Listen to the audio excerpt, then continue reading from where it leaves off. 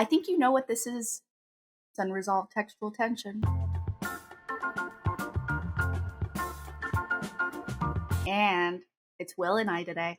Only Will and I. Why? Maria was too chicken again to join us for the second half of the Remnants series. Which is so silly. It's because the second half is not nearly as impressively graphic as the first couple. Well, we're going to have to talk about that because, spoiler alert, but this half of the series and the ones we're doing today, as we're doing book 4 to 7, is not as good as the first 3. And that's because the publication history behind it is kind of important to know.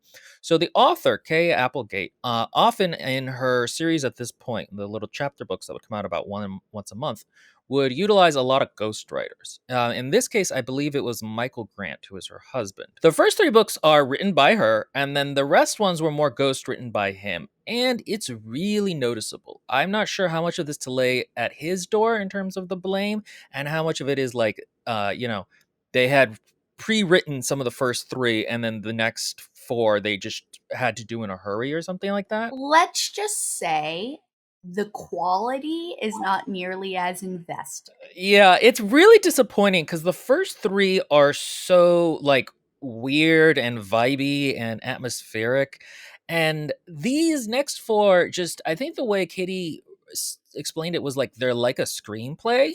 And that makes a lot of sense. It is very bare bones. It is not nearly as there is no meat and potatoes. There are only potatoes. There is no meat. Potatoes are pretty meaty, so it's more like just weak the spinach. broth.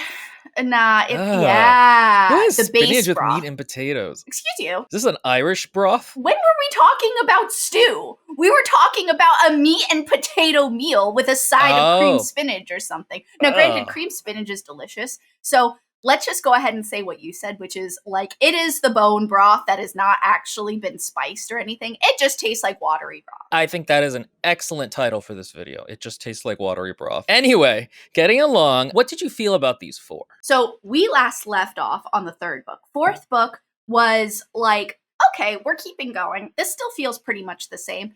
5th book was, there's something very different about this narration style. And I'm getting a little confused about who's who as everybody slowly loses their identity. And then you get to 6th book and you're like, wow, no, quality has degraded. I'm not sure what's happening. Characters have dropped off. Some characters have completely lost their personality. And book 7, and book 7 was, wow, how can I get through this as quick as possible for the podcast? I will say, for me, the last third of book 7 is fun because it's like a big battle. But it's not really, though. It's because it's not the battle. It's not the characters interacting the way I was thinking they were going to interact. Let me just tell you, Jobs are, whatever. He was pretty much our main character. I mean, look, you have multiple characters with multiple perspectives, and you could tell that we are going to explore each one, and then maybe even more as the story went on. But Jobs was definitely an important character. He drove a lot of the action in the first book, and then even some in the 2nd and 3rd book. And there is a scene that extends far too long, and it is on a ship named the USS Constitution. And I think Jobs mentions how beautiful the ship is in its old-fashioned mechanics, and how he is just sort of bewitched by it at least 3 or 4 times, but then he doesn't know how to ever work it, and he never learns how to do it, despite the fact that he is a tech genius, and they were relying on him to interact with a super futuristic AI computer. He loses a lot of agency. There's a problem where all of the characters start talking like each other, and they also become sort of weirdly passive at times. So what had happened is that, if you don't remember the premise of our first video or the series as a whole, this is about like the 30 remaining humans who left Earth before it got obliterated by an asteroid, and they landed on this ship called Mother, who is run by a computer called Mother, and she's kind of insane from loneliness. She's just mentally unhinged. The plot summary for these is going to be a little bit shorter than the first 3. A, because I don't remember as much of what happens, and because nothing happens, and also, so that's B, and then C, we have to get through 4 instead of 3.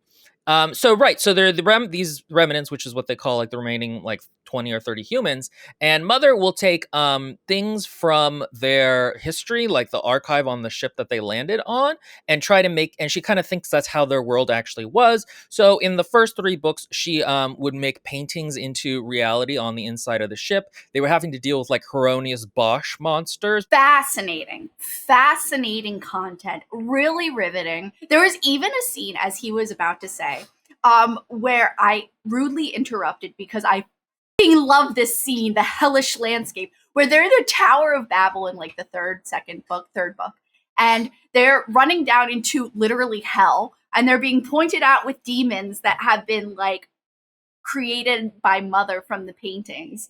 And what I have to ask, was Heronius Bosch really that important to include in like why? Like I know they probably included everything, but there was like an infinite amount of information. There was a lot of really cool artwork and cool concepts being like utilized, and then human input from the records that Mother uses does not come up again, really, after the USS Constitution. After that, we switched to more of a mind landscape that we'll talk about, which is interesting, but not as interesting. In general, there's a lack of imagination in the weirdness that happens in these 4 versus the first 3.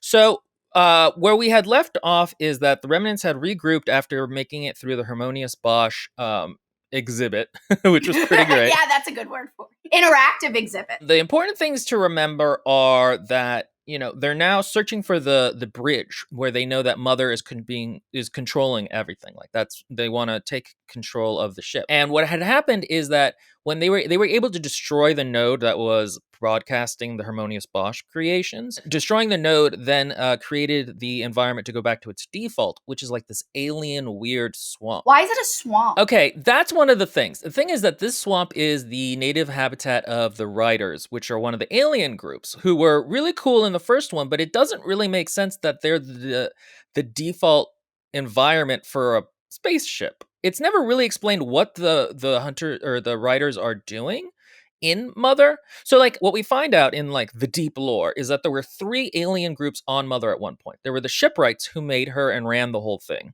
There were the blue meanies, which are like these blue pony flying creatures. They're the mechanics of the ship that just upkeep it. And they also seem to have had a more spiritual relationship with Mother rather than, because they're also called the children. I'd always had the impression that, though I don't know if this is true or not, that the blue meanies were created to take care of Mother by the shipwrights. That's what I was going to mention too, is that would make sense because they are literally her children and their whole purpose was to serve, like to upkeep her and keep her happy, I guess, and healthy. So like Will was saying, you've got those 2, and then you also have got the Riders, which we, as in Riders, because they are riding a floating disc thing, which is super cool. I just imagine Back to the Future, and when he's on the water, and he's like, and he's trying to get past the water, except for that doesn't happen. I imagine the flying discs of Tzeentch from Warhammer. Actually, now that you mention that, now I'm picturing the Silver surfboard. Yeah, I think it's more like cool and not dorky. But anyway, they were a lot of fun and weird and alien in the first ones. And in this 4th book, we'll find out more about them, but we'll talk about that in a minute. Anyway, this is the environment that they had defaulted back to, and we never really understand what role the Riders had on the ship. I always thought of them kind of like as cockroaches almost, but like there's no need for them to be like that. You know what? Originally, I thought they were, before we find out what it is, which you don't really find out until the 7th book, with a lot of disappointing other content. But I had also thought that they had been, like, it seemed really a lot like they had also been taken in, like the humans, like just picked up. And I was assuming that we were going to get a backstory where they were also like a race that had gone extinct, and this is the only leftovers, like refugees. Of them. Yeah, exactly, and that they had been taken in, and Mother had already been dysfunctioning, which would make sense why the environment is swampy. It's because maybe she took a default of something. Mother has the ability to kind of enter your brain if you hook up with her, and so it would be explainable that something like that happened, or maybe even the Riders had some other like data that she copied, and they exist in this realm and they were happy with that. And then when the humans come in, she adapts that as well, and then they get upset because their environment has now been overrun by the humans. The writers are like, what is this? Why is a bird coming out of a guy's butt? We got to get this node back to normal. A giant ear with a giant knife, like, running after you. Yeah, Harmonious Bosch is super weird. But that is not what it is, and it's a lot less thrilling. So let's go back to what the plot is, which is that if you need a quick reminder, Jobs is sort of the main character. He's like the smart nerd. His best friend is Mo Steele, who is like the man of action, who he squeezes the A gland. Adrenaline. He's fun, but he gets stuff to do, but there was a certain amount of depth to him in the first three that I think are missing here that we'll talk about. There's Two-Face, who is like the good schemer. Half her face was burned, and so she's kind of very aware that she might be the outcast in the group. She was almost sacrificed to the baby in the first three books. The baby is a very strange, like half human, not human thing. That its mother was a soldier that had accidentally gotten stuck on the ship, essentially, when it lifted off from Earth 321 Destroy. She had been pregnant while in the, what are they called again? The pods or whatever? Hibernation? Hibernation pods. And she had the baby during that, and the baby is not a normal baby. So it's really creepy, and it's definitely, like, hungry. The baby becomes a big part of the next of these four books, and I feel like at times it's handled well and at times it isn't. Oh god, yeah, for sure. I think a lot of our problems are going to start cropping up more in book 5 than 4. Like, I felt like 4 still mostly kept going. I read it back when we had read the first 3 because I just kept going, so my memory of it is a little hazy. But I remember like not having too much problems with it, and I think it works well that now that the artificial environment of the node has broken down, it's good to see like some of the more stuff going on with the writers. The mother of the baby's name is Tamara, just in case we mention her, and the baby's the baby. And then we also have who else? Edward, who is the little brother of Job's, who literally has no screen time, even though he has a really cool power, and he has the ability to adapt to his background like a chameleon. Why? Radiation? Not a full explanation, but on the ship, something has changed for a lot of people. Then we have Billy Weir, on the nose for weird. And he was awake during the full 500 years on the ship. So he's gone insane, not insane, and then insane. He's got cool powers that have not been totally explored yet. Well, and at the beginning of the book, he's still basically in a coma. He's catatonic. They're having to carry him around because he basically, and it's sort of explained, has just slowed down so much over 500 years that he can't handle this stimulus. He's still in the things are happening every 500 years. Great concept. It's really cool. It's really cool. And then there's also Yago, who is just the evil scheming character who I've always thought was a blunt instrument, but I feel like he actually gets worse in these books, even though they tried to give him more depth. I would argue that. I mean, look, all characters suffer through these books, but I think he becomes not more interesting, but better used. I think that, pistolas. We'll fight on that. I think they give it an attempt. I'm not sure how successful it is. And then I think that's almost all of the important characters. There's a character called Violet who we quite liked, but she doesn't do anything in these books. She literally is never mentioned in these next few books, except for a few times where she's like, guys, calm down. Oh, there's Tate, who will be kind of interesting to talk about. She's a lesbian who's not explicitly said to be a lesbian because the sentences about it in the books were cut by the publisher. But she like cares a lot about Tamara and what's happening with Tamara. And she does some stuff with the... That's funny. Oh, yeah. Well, this is back in like the early aughts where it's like, this is a scholastic book. This is for children. That 100% makes sense to me, but I didn't know that piece of information because you told me there was like representation to a certain degree that she was a lesbian. So as I was reading, I was like, I guess I can pick up on that, especially with something that happens in like the couple last books that we read. But that's like never really like we don't get her backstory like we got some other backstories, especially once she becomes more like involved in the story. But that we never really get. In fact, we don't get almost any more background stories, but that's neither here nor there right now. We'll get to that because that's one of the problems of how the book becomes worse. Basically, you have these characters and they're meeting up, and the first thing that they do is Two-Face has to explain to Jobs and his group about what happened with her almost being sacrificed to the baby, and she kind of wants to hide how she was able to political her way out of that, and Jobs is kind of like Jobs in general feels like Two-Face is scheming a little bit too much to take control of the group.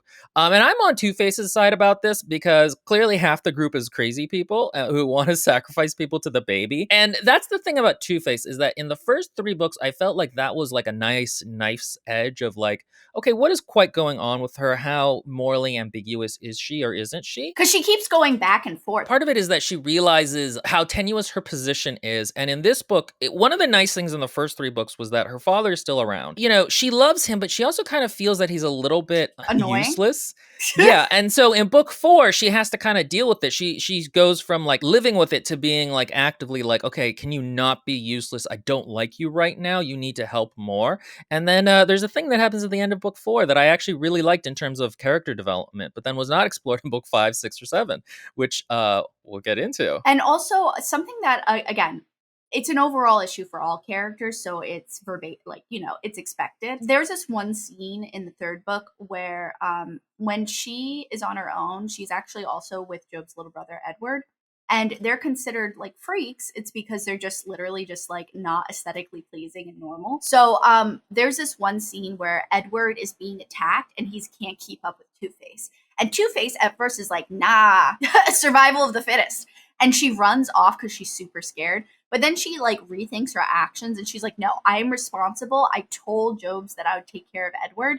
So then she runs back and protects him. So there's a really great fighting with like what is moral or ethical and what's not ethical. Well, at this point, what is ethical? And she wars between it. But then she doesn't war between it anymore after that. There's a real lack of there were so many subtle things that I liked in the first 3 books. Even the fact that like Yago thinks he's hot shit, and there's this great disconnect between him trying to manipulate people and thinking he's really good at it, and him actually and he's not. Right, which is kind of like lost in these books. In general, the writing, and again, this is going to come up more in book 4 kind of is still doing okay.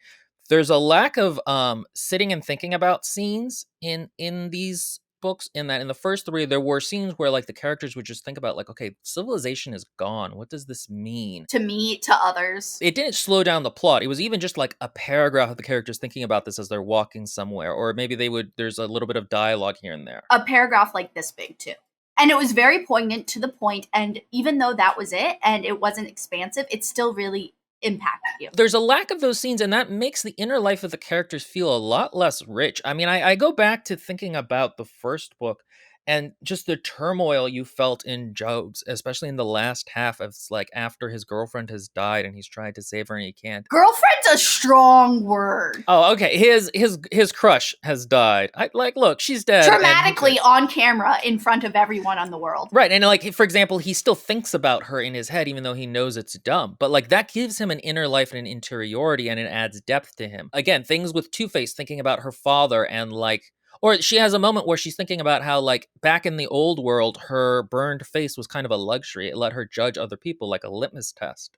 But here, it's a detriment because she will become a freak or an outcast. Mo Steele, in the first 3 books, he had this thing where, like, the Harmonious Bosch paintings, as much as he's usually not afraid of anything, they were really freaking him out because of his grandmother's belief, basically Catholicism and Hispanicness. Which he actually says. Mo Steele actually mentions that, like, my darn grandmother, who's super Catholic, conservative, Hispanic woman. Or Violet would think about her relationship with her mother and how, like, dysfunctional that was, and how she had always wanted, because her thing is she's a Jane, which means she tries to be like Jane Austen in a modern world, which I liked. It gave her depth, and it gave her, and she does, again, in book 4, she talks about it a little bit, but those things are almost completely gone from the characters now. They don't stop and think like that.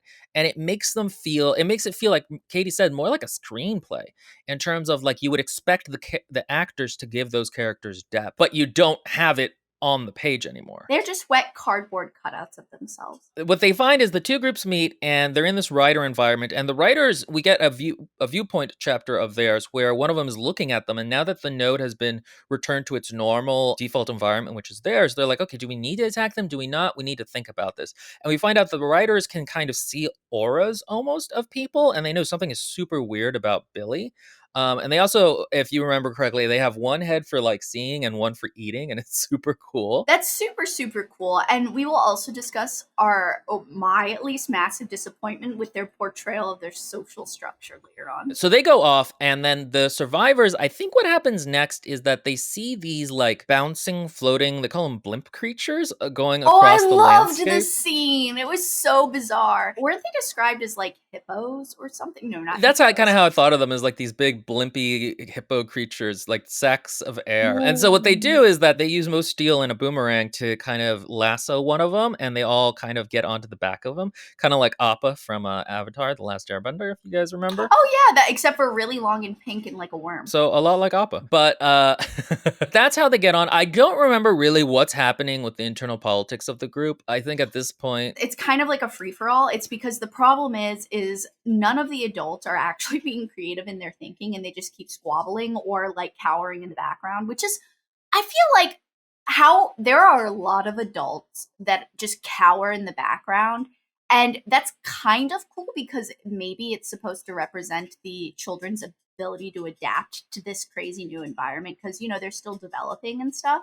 So maybe they're able to adapt, and the like cemented way of thinking. But then you can also argue humans adapt to a lot of things regardless of age. So it's kind of annoying that they never, like, you know, develop into anything or die off or something, or do something else entirely that risks the group. So in the first 3 books, we had made the point that it kind of is cool that they're still trying to think in this vestigial way. So like the person who's in charge, Wilson, who's Violet's mother, she forms a board, and she thinks about how like, oh, she can face the writers if she faced the 3 biggest companies in America. And it's so like, it's like kind of this wonderful parody of them still thinking they can operate by these old rules in this new environment. And so she got a lot of mileage out of that in the first 3 books, and she gets a little bit of mileage of it in this 4th book. But I think something happens at the end of the 4th book that we'll get to in like 5 minutes that breaks up this Wilson's control of the group and makes it more of a showdown between Yago and Two-Face. And I think that's a good move. I just don't like how it's handled. Jobs and Mosteel almost like get control over the moment. It's because they're the only ones that have kind of come up with at least an idea to get them away from the writers, because the writers have decided to like chase them again for some reason. It was never like, we didn't even get really a solution to the writers' perspective of why they changed their mind from being tentative about the humans to then again attacking them. We get a brief maybe explanation where they're like, oh, are the pink blimp thingies food for them? And they're like attacking. But that also doesn't make any sense unless they consume gas. It's because the pink blimp thingies, we learned they're full of like gas. And so what would they eat off of them? It is never explained, and it's weird because, again, we get an explanation for why the writers go away. So we should be getting an explanation of why they come back in their viewpoint, like in terms of the narrative structure. At some point, the writers decide to hunt down the blimp, and what they find out is that Billy can kind of talk to the blimp and control it a little bit, but it's hard because he's still basically half asleep.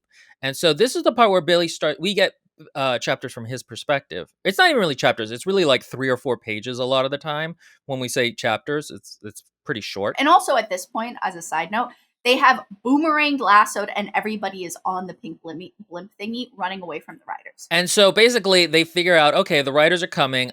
Billy is able to make, I think what they call it is like the blimp essentially farts and goes really far away really fast, but it's going to kill him because he's now out of gas, essentially. And so there's actually a pretty fun fight scene where Mosteel and Jobs are having to hop from like writer disc to writer disc, fighting them off as the blimp like runs away really quickly. And again, it's interesting that they two are the ones who are like actually doing stuff. Just like on the spaceship in the first book, there's a problem with the spaceship as they're exiting Earth, and the comets or the asteroids there are like pretty much going to destroy it. And we get a great scene of Mosteel's and Jobs's partnership and how one fulfills the other's weakness and vice versa. And this comes up again here, which is great because we haven't had that for a minute. And it's fun. And Mosteel's having like the time of his life. And basically they're heading towards, I think, like a large cliff. And they keep going and they keep going and they keep going. And essentially it leads into water, which the writers won't follow them from because it's very clearly an end to their environment and the start of another node. So another environment. And this is actually kind of a cool This part I did like. I did like it too. This is the second half of the book where they're having to deal with this big ocean. The blimp has died, so they're having to swim, and they find these huge statues, which are taken from the art archive that was on the Mayflower, which was the ship they came in. I kind of wish it wasn't more art. No, seriously. It's because at this point, Mother is only focused on art. I mean, I really like the image. It's very ghostly and sad and lonely. But simultaneously, I kind of wish she put buildings in the water. That actually would have been super cool. I would have liked more of just a weird eclectic mix of like just weird things rising out of the water. And you get like there is some actually kind of cool character development here in that like Two-Face is the best swimmer, so she like helps out more. Besides Yago, right? Violet it basically has like now gone into a bit of more of an action mode. She kind of like is like the past world was the past. I gotta kind of take more control, right, and swim and stuff. And it's funny because at one point she realizes her dress is just not, it's killing her in the water, so she takes it off. And like Mo Steel gets really embarrassed about it, and she's like, dude, it's like a bathing suit. And he's like, okay. I know, it's cute. It's very human, and it's very old-fashioned at this point. It's because it's like, what does nudity matter in this situation? And she's not even nude. She just isn't wearing a dress anymore. And again, you get a sense for like how useless some of the adult characters are because they're literally dead weight in the water where they're all beginning to freeze. And they eventually find, I think, the Thinking Man Atlas statue, and they're able to get onto the pedestal of it. And then they see in the distance a ship go by, the USS Constitution from the Revolutionary War. But again, they say it's from a painting. And I'm like, why can't it just be from the historical knowledge of this? The archive. Yeah, no, it's true. This is the last book, though, that does a lot of art No, I think there's more in the next couple. No, there's not. So basically, like, I get it. I'll allow it. You know what I mean? Like, I'll allow it. This is the last hurrah. It's not fun in book 5, but we'll get to that. So they get on board the ship, and Jobs has to figure out how to make the ship work. Because again, it's a sailing age ship. But one thing I did like is that he's not just like a nerd hacker man, like, oh, I only know computers, I don't know how to do things. He also has a poetic side. He has a poetic side, so he likes that about the ship. And also the ship is basically just a complex machine, and he actually really appreciates the simplicity of this machine and how it works. Despite him, as I was saying before, being able to like so smart, he can use computers in a way that most people can't. And he's like really knowledgeable about, and it keeps bringing up how he can notice how, tools can be used, how he can put things together.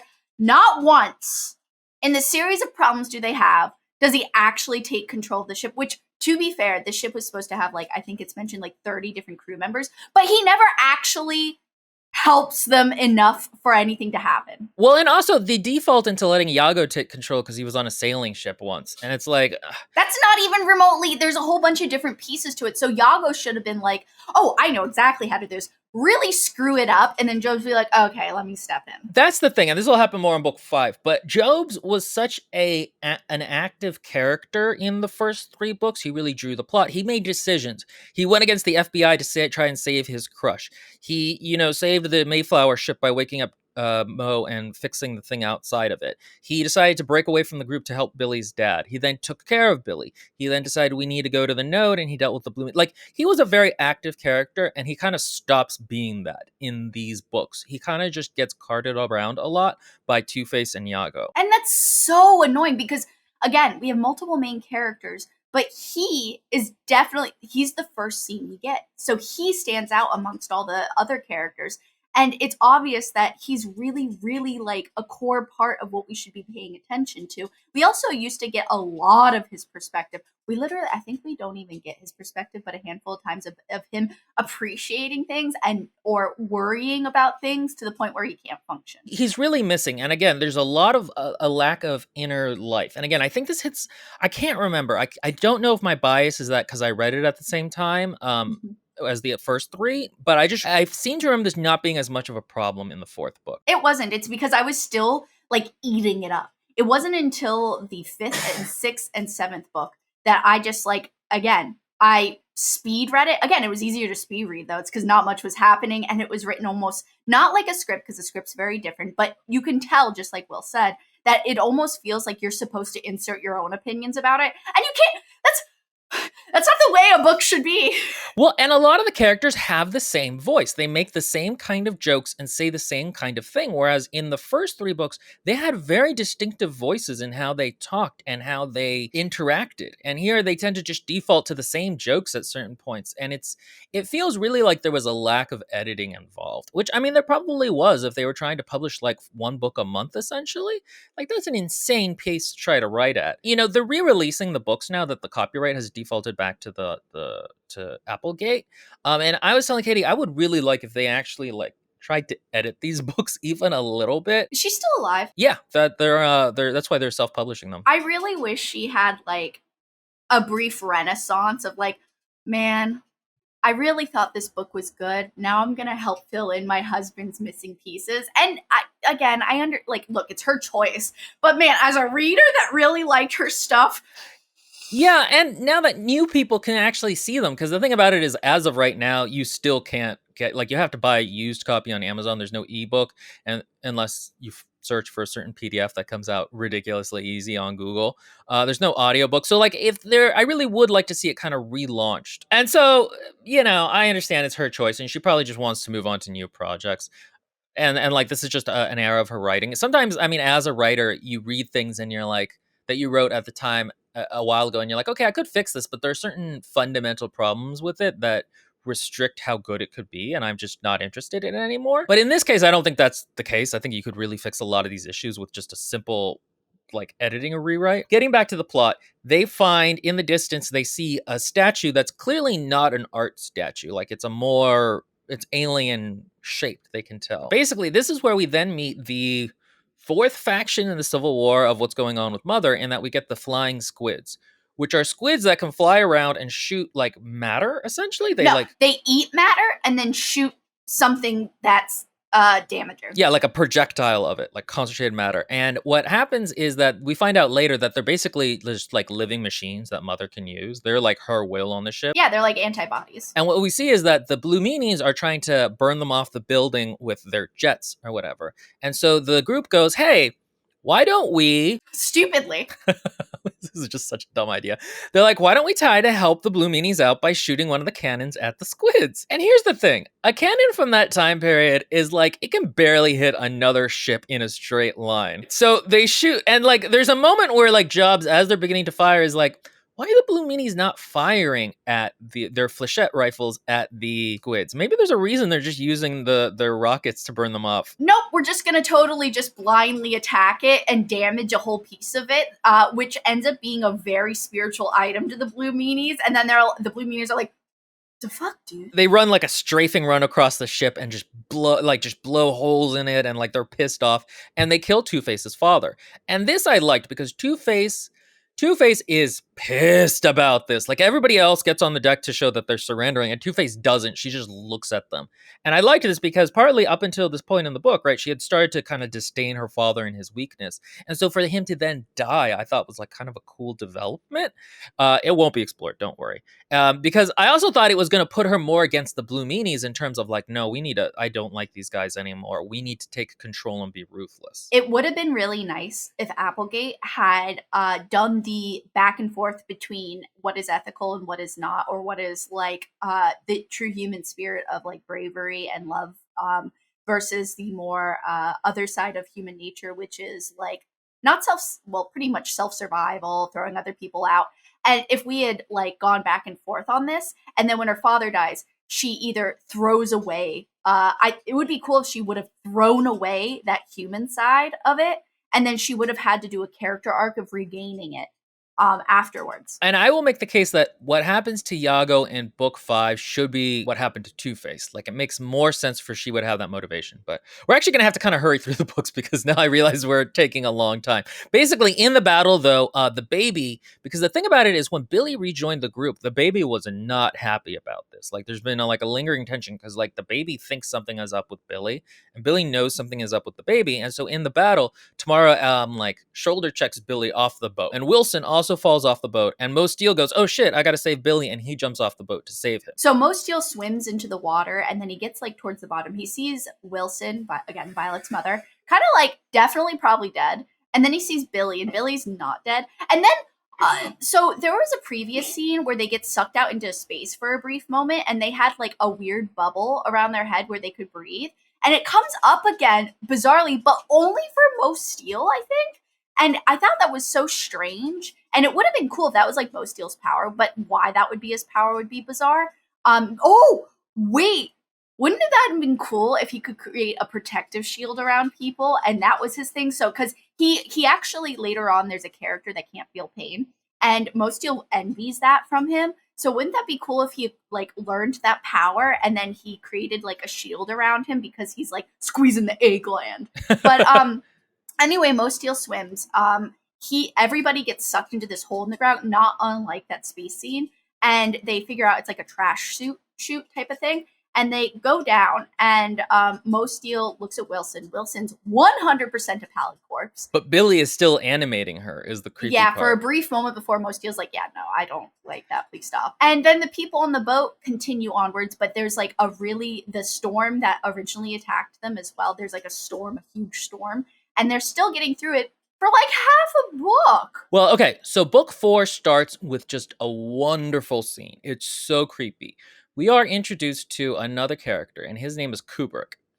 And it starts with basically he is immobilized in some kind of a chamber, and Mother is square inch by square inch with a laser and like a scalpel, I think, peeling off his skin down to the musculature. He can't feel any of it, but he can smell it. He can smell the burning meat of it. It's so well described. It's like screaming, and his father being like, ah, in the background, because he's with his father, Alberto, who's also. And it's such a good scene. And I choose to believe that it's a great scene. Applegate wrote it directly. And he is going to become a character that is conceptually interesting, but not actually executionally interesting. Just like everyone else. What happens is that at the end of the beginning, he falls down from the machine lets him go, and he realizes he can't feel pain, but also his skin is now translucent.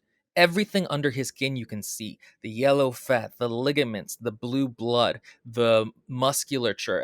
It's on the cover of one of the books, a picture of him, and it's so creepy looking. And also, maybe don't pick the name Kubrick after Stanley Kubrick if you don't want to be a horror movie at some point. Like, it's so hilarious that, like, the Mother was probably like, oh, that's the name of a great horror movie. Let's make it weird. And we actually find out that Mother's trying to, in a weird way, which I don't quite understand this, but I also do, is Mother's trying to transform him into a blue meanie or something like that. No, okay, so what happens is that we find out later that Mother is so lonely without the shipwrights that she wants to turn the humans into them. And Kubrick is her first attempt at it. And the shipwrights had translucent skin, so that's what she did to him. And he now cannot feel any pain. And he is really pissed off in general. Yes, he's a very angry character, which I love. I mean, look, he's got a lot to be angry about. What's really, really a nice little piece is that his father, it's very just sprinkled in. Again, that's how I feel like, know that Applegate wrote this. But it's just sprinkled in that his father was abusive in some way, either emotionally neglectful, emotionally abusive, or even physically abusive. Because there's two parts that kind of give you this idea.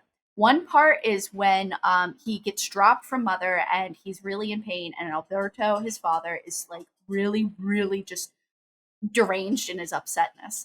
And he feels so bad for his son. And Kubrick is like, sadistically satisfied that his father feels a guilt towards the pain he's experiencing, which is a great like psychological representation of true, like really messed up way of thinking. I mean, I've certainly experienced it before, and I'm sure a lot of you guys too. It's like that same fantasy where like you get hit by you imagine getting hit by a car and everybody being like, oh no, like we love you, like supporting you. And then there's a second part where his father tries to touch him, and he flinches away from the touch because he expects the pain that comes from it, from like in the past, but then he feels nothing. So that's that entire relationship is stellar and is never used correctly. So I'm going to give, I think, a broad overview of what happens in this book. So Billy and Mo are basically in the basement of the ship, and basically they can see up, and the ocean is above them. And so they meet up with Kubrick and his father, whose name I forget. Alberto. And then on the top of the ship, Jobs is having to deal with trying to manage the ship in the storm. And this is where, again, Jobs' passivity starts really hitting, in that he doesn't take a lot of action. There's an interesting way this could have been played, in that this is the first time Jobs and Mosteel have been separated. And so I would have really liked to see their roles challenged in terms of how do they deal with not having that part of themselves and having to grow into handling it. But that doesn't really happen. Jobs is actually mostly okay and just is kind of passive in a way that he wouldn't be. And Mo basically is just like, oh, okay, I'll have Billy figure things out now. Like, he's not really forced to think, which would have been an interesting character development. And he even allows Yago to kind of like shout orders about how to use the ship. And it's like, again, how does he know how to use the ship? Based off past experiences, Jobs would have definitely jumped into action and Two-Face would have followed him, not Yago. And they would have, oh God, again, it would have been interesting, like Will says, to switch the things where Jobs has to become more physical and Mosteel has to become more, like, not intelligent, he's intelligent, but more like problem solving. Yeah, no, I would have loved that, and it doesn't really happen. And so the first half of the book is basically the two groups, Mo working through the basement with Billy and Jobs on the ship, and they get attacked by a bunch of British ships at one point.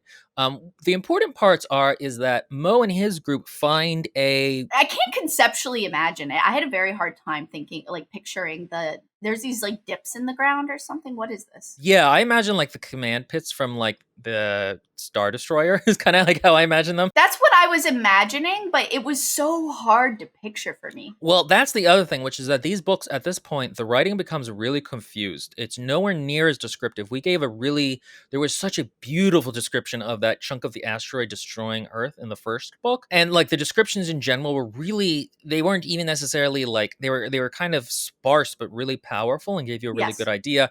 And in this one, you don't really get that. It's much harder to imagine things. And especially the action scenes become really confused. It's so hard to keep track of what's happening. The writing just declines in quality. Like, that's just really all it is. And that's like pretty much the entire like fifth book, isn't it? That's the first half. So and then they find the ship controls, and Alberto sits down in it and interfaces with Mother, and that makes him go crazy. he after this point is basically just babbling, and he can't figure out what's going on even more, and his mind degrades throughout the rest of the book. And it's kind of interesting because Kubrick starts to have to kind of take care of him in the same way that, like, as a child, you would have to take care of like a parent who has Alzheimer's. And it's an interesting reversal from how much he disliked his father. But I really wish it went into that far more before that role switch happened, because then it would mean so much more. Oh, for sure. And then also the role switch, I'm saying it's conceptually interesting, but in execution, it's actually not that interesting, because you don't get like a moment of Kubrick saying goodbye to his father or having to deal with like any of the things that would crop up from that. So at first, he would not have missed his father. I feel like, or he would have missed his father, one of the two.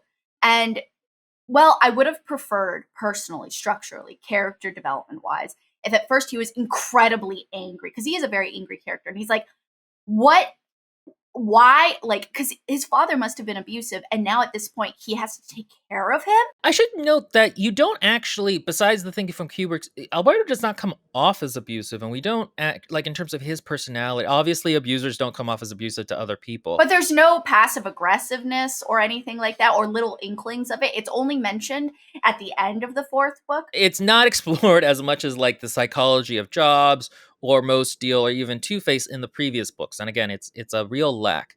So that doesn't go well. And then Billy decides, like, okay, you know what? I'm more weird than anyone else here. Let me try to access Mother. And he accesses Mother to save the ship above from being destroyed. And that basically resets the node to a weird version of Billy's mind, which at first, and this is the second half of the book, at first looks like Chechnya during like a war-torn Eastern European Chechnya. Because if you remember, Billy was a war orphan. Everyone's having to move through this environment, but what they find is that very quickly, the environment switches to being half war-torn Chechnya and half a Texas small town. So like there's a bunch of wounded soldiers in a McDonald's, and one of them is giving out food. This is actually, I have to say, I think my favorite scene in the whole book. So it's like, I wish it was a little bit more like, actually, this scene was fine for the most part. I think this scene was fine. Again, the writing is like not as tight as it was, but in terms of what's actually going on with the scene, everybody's getting food at McDonald's because they're just Because they really haven't hungry. been eating for several days. So they're like, oh, let's hurry up and eat. Like, Two-Face is like, I need to eat right now. And so there's a whole bunch of like soldiers like with wounds and stuff like that, or like with their weapons. I loved the contrast between these two parts of Billy's subconscious mind having to like kind of being spliced together. Like they say, like the tanks have Texas license plates and stuff like that. Like it is very weird. Isn't that so cool? So they're in the McDonald's and they're talking about stuff, and it's like this weird comfort zone, and you can tell that Billy probably found this very comforting. Mm-hmm. A very big difference, like a capitalistic institution like McDonald's with really shitty food in the middle of Texas compared to Chechnya. And what's hilarious too is that like it's only Billy's imagination. Like at one point they have to try to escape and they figure out there's no back door because Billy never went there in the McDonald's, so he just doesn't imagine it being there. I loved little there's a few little details like that that reminded me of the first three books and how imaginative the whole this is a created environment, this is not a real environment was. I don't know. I think there's politics going on with the group. I genuinely lose track of what happens with the group. And there's not much politics right now. Yago's vaguely like being a dick as usual, but there's nothing really much going on. Two-Face is just really happy to have a burger. Yeah. Everybody's like, okay, we got food. We're good. In the middle of it, it stops and they couldn't finish their food and it was so depressing. And then they end up at the McMansion, ironic, that Billy was adopted into by his American father and mother. And it has all the stuff inside, but then the war is coming from the outside and coming in. What happens is that Mother and Billy are at war in this landscape. Yeah. And so I don't remember what forces Mother sends after them, but I think she sends the squids after them in the mansion, and they try to get through and kill them. And then also the writers are back to being like, what the fuck is going on, guys? We want our node back. Understandably so. I have to say, I do love the writers in terms of like, they're so cool with their bladed boomerangs and their flying discs. It's such a cool concept. There's this really cool scene too, and it ends with this kind of, where they go into the backyard to escape and it kind of becomes peaceful again. And Mother, who looks bizarre, vaguely like the Blue Meanies or like the Shipwrights, but also not. She's described as not having a face. And this is actually what I would imagine an AI to look like if they imagine themselves or something like that. And they're sitting in a like a small little it's a diner. Well, yes, it is. Initially it's okay. In Billy's mind, they're discussing things in a diner. Job's and everyone else doesn't see the diner. Instead, they see Billy and Mother sitting in yard chairs or like beach chairs or whatever. In front of like an old-fashioned projector, like blanket movie screen in the backyard, like kind of like a barbecue type thing. And they're just sitting there still not talking to one another, or they are talking to one another, but they can't hear what's being said.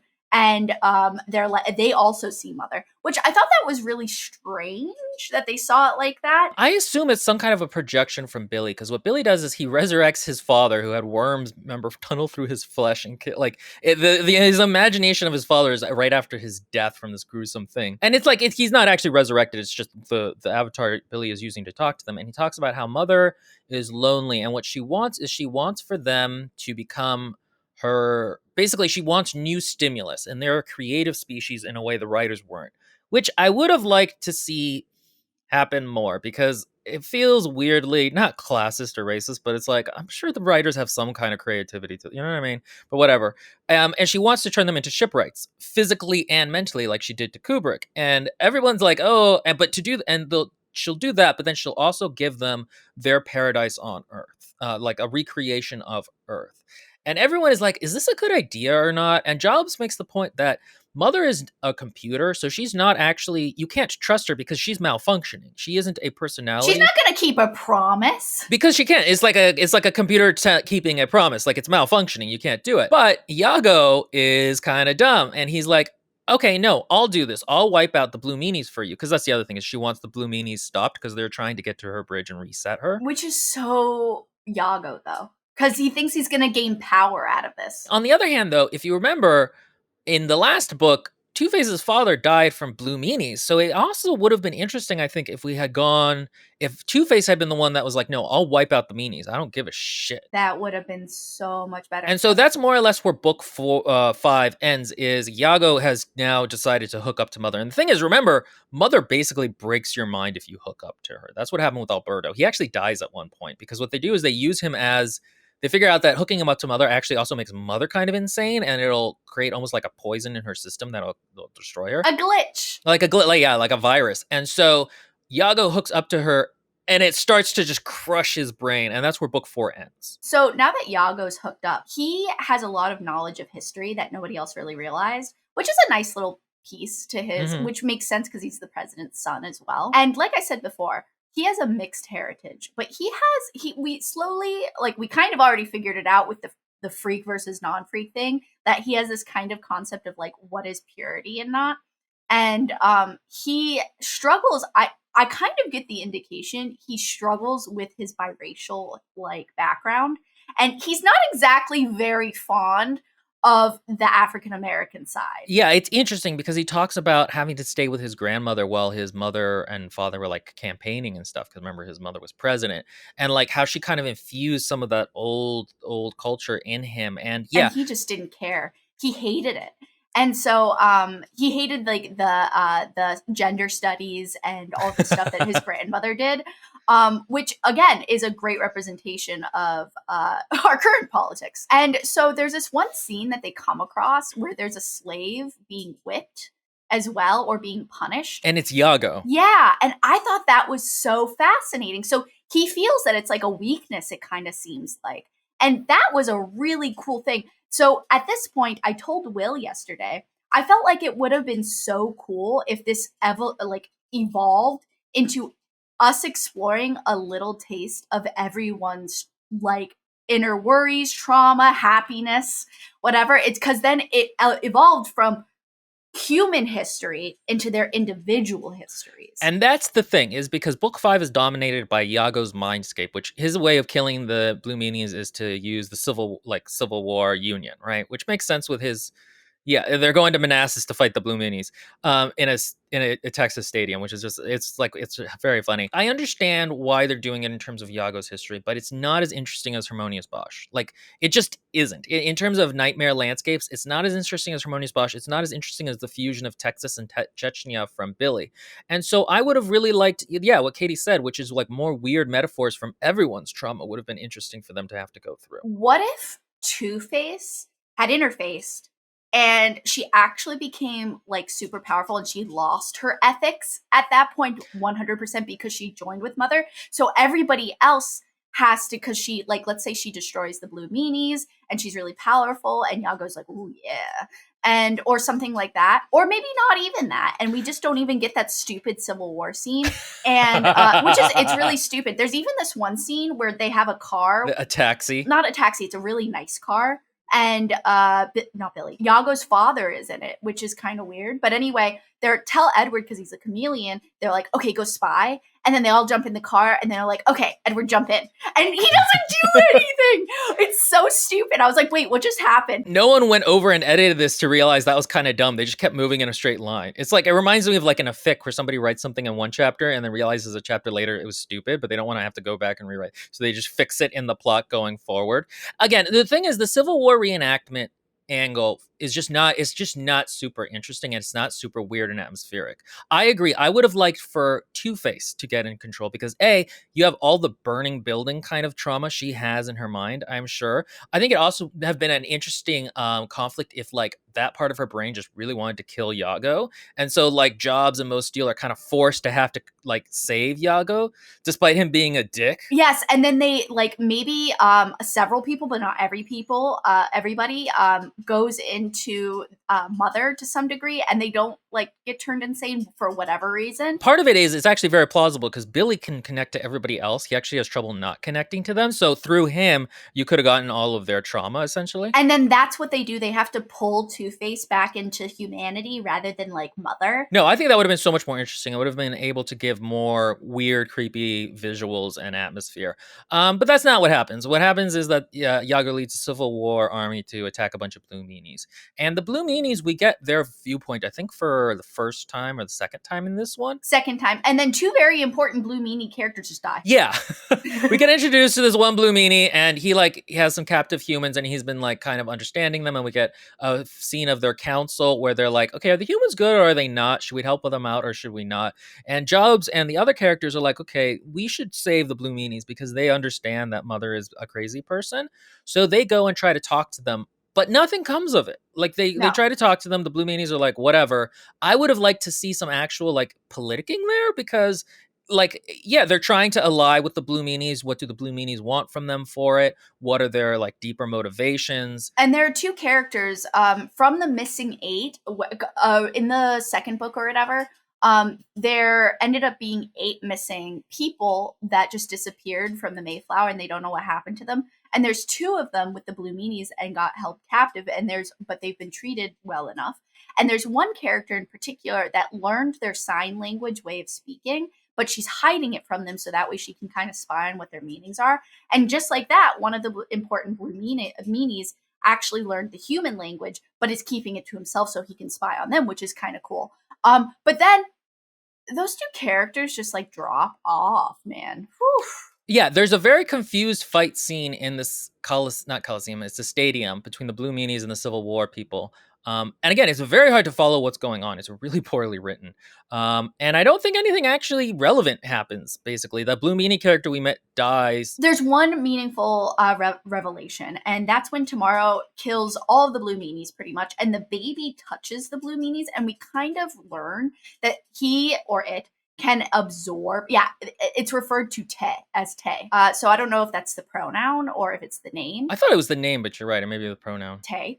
Absorbs the Blue Meanie, not through like literally eating, which I actually would have preferred if yes, it me cannibalized too. it. But anyway, it like absorbs the energy and it like physically changes in this strange conehead translucent creature, which we find out is a shipwright. It looks like the shipwrights. And that's when we learned that it must have been a shipwright that inhabited the human body or something like that. I have issues with this that we'll talk about at the end of the book. But yeah, so we figure out it's absorbing the Blue Meanies, and it is one of them. And then I think that's more or less the end of the book. As you can tell, we're not really talking about what's happening emotionally with the characters. Because there's nothing happening emotionally. Basically, Mother gets kind of pissed that Yago failed her, and so she like kind of disconnects from him, but he is left really he now has a thing with purity in his mind and that he's the chosen one, which actually makes sense. It's because if Mother wanted to create the shipwrights out of the humans, Yago would also probably like his pre-existing like issue with race would make sense that he would hyperfixate on purity and what is pure and being the chosen one. It's not a terrible character development, it just doesn't go anywhere,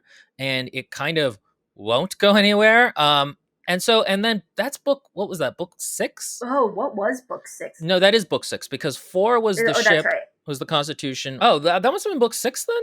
We just described? Yeah, I guess so. So, everyone, this is a great example of how the plot gets lost. The causal relationship between them begins to break down. The overall, like, feeling of what's going on with the books kind of breaks down. Sorry, I'm trying to figure out on Amazon which ones, or on Wikipedia, which one was which. It is bothering me as well. Okay, book 4, ends with them being thrown off. Book 5 is them in Chechnya. And the McDonald's book and all 6 that. is the Civil War one. And stuff. Book 7 is the final one. Okay. Yes. So book 7, I enjoyed a little bit more than the others because you kind of get some plot, like the plot. This is sort of the culmination of the first, really third, I guess, of the series. I've been referring to it as half, but this.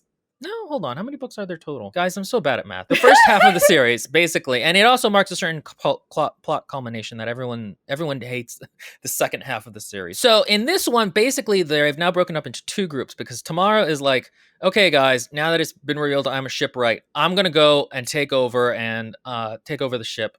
And Jobs and Two-Face and the normal people are like, okay, we're not going to do that. That sounds like a bad idea.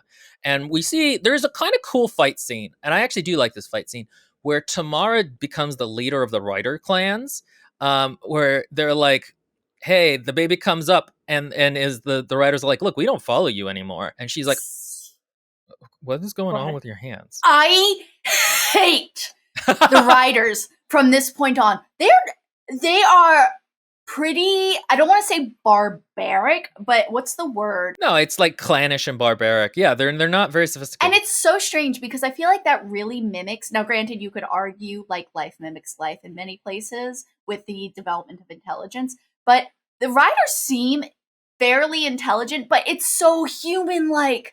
It's the clans are just like humans. Like the leader has like again like I just wish it was more creative than that because they're I mean look, they have two heads, one for eating and one for seeing. So right there, right off the bat, I feel like they should just be super alien at this point and completely different. And it's so human like and boring. And especially because in the first 3 books, like, they were just weird. You did not know what was going on with them in their mind. And here it's just revealed that, like, okay, they're actually pretty normal. And, like, they're basically just people. And again, I think I actually would have liked if them and the squids had been rolled together into one race, where they were actually some kind of odd automaton that Mother was sort of in control of or could control. Like, they were biological machines or something like that. The riders were collected by the shipwrights in order to kick out the balloon meanies. It's because the balloon meanies supported Mother and the shipwrights didn't care and they kind of abandoned and left. And they had like two, like, again, so the blue meanies supported Mother and the others didn't like, they kind of just like dipped. So they collected the riders as like kind of, again, like just a warrior species. So that's why they're there. And, but again, why were they left in Mother? Do the shipwrights really just not care at all? It's frustrating because again, they came off as so alien, and here they're just like so pedestrian. At least, yeah, pedestrian. There we go. At least the blue meanies are still kind of alien-ish in a certain way. Though again, I would have liked to see that pushed farther. You know, me and Maria in Axiom's End, our Axiom End video, talked about how much we love like just strange aliens who aren't very human. And I would have liked to see some of that here, but whatever. Tomorrow, there's a kind of fun action scene where she kills like 7 of them in one fight, or 9, and it's like it's actually pretty good. It was like one of the few fight scenes I actually liked.